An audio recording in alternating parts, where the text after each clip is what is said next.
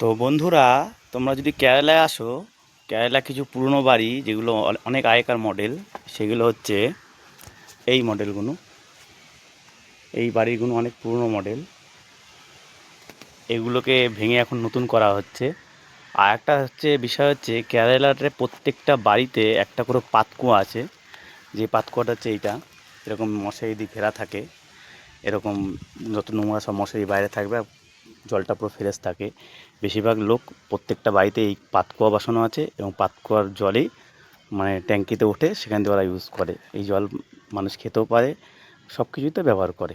তো কেরালার ন্যাচারাল পাথর কেটে কুঁয়া করা, আর তার জল সুন্দর খুব। আমাদের ওখানকার মতন না গন্ধ, এখানে জল খুব পরিষ্কার কাচের মতন, জলটাও খেতে খুব সুন্দর। তো কেরালা এই জিনিসগুলো খুব সুন্দর। একটা এমনি পাহাড়ি এলাকা, তার মধ্যে আবার এত সুন্দর সুন্দর মানে ন্যাচারাল জিনিস, যেগুলো দেখলে মনটা জুড়ে যায়। তো আশা করছি এই ভিডিও তোমাদের সবাই ভালো লাগবে। লাইক কমেন্ট শেয়ার করে দিও।